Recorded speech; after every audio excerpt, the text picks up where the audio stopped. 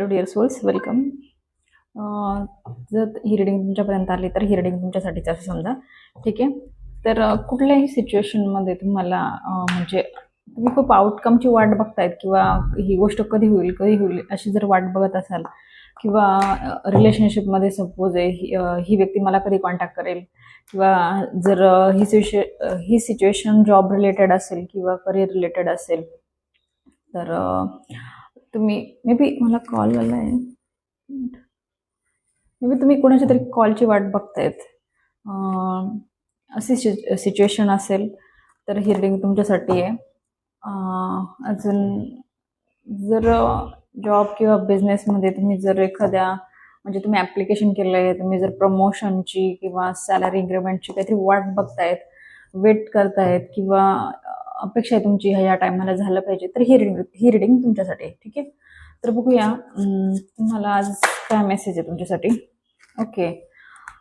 4 of wands म्हणजे ह्या गोष्टी ना डिवाइन टायमिंग 11 म्हणजे ही स्ट्रॉंगली हे थोडंसं मॅनिफेस्टेशन प्लस डिवाइन टायमिंग सांगतं. ह्या गोष्टी डिवाइन टायमिंगवर होतील. तर तुम्ही कितीही कंट्रोल करण्याचा प्रयत्न केला, कंट्रोल म्हणजे समजा तुम्ही अपेक्षा ठेवली की मला ही गोष्ट ह्या टायमात झाली पाहिजे, ही व्यक्ती कधी येईल किंवा काही पण जे तुम्हाला जसं रेझोनेट होईल तसं घ्या. आणि जर ही सिच्युएशन नसेल तुमची तर जबरदस्ती सिच्युएशनमध्ये फिट करू नका. ठीक आहे.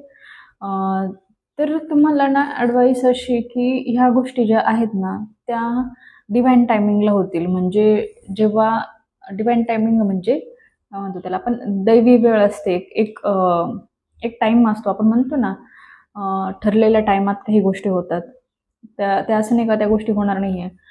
तर तुम्हाला थोडासा पेशन्स ठेवायचा आहे.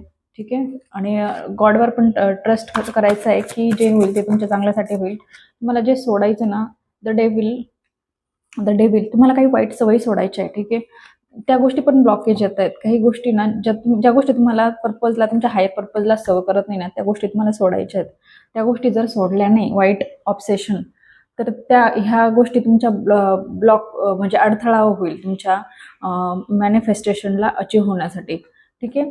तर येस, तुम्ही कुठल्या तरी गोष्टीमध्ये ना तुमचा एक जुनी स्टाईल तुमची अटॅचमेंट स्टाईल किंवा फिअर किंवा काही पण सेल्फ डाऊट किंवा जे रिलेशन जे तुम्हाला आता सर्व करत नाही, जे फक्त म्हणजे जे तुम्हाला ड्रेन करतं, जी एनर्जी तुम्हाला ड्रेन करते, त्या गोष्टींपासून तुम्हाला वॉक अवे करायचं आहे, पुढे जायचं आहे.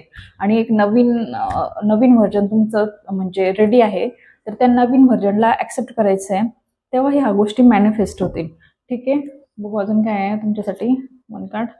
Okay. The king of sword तुम्हाला थोडंसं ॲक्च्युली एनर्जी थोडीशी खडूस, आय मीन म्हणजे खडूस नाही बट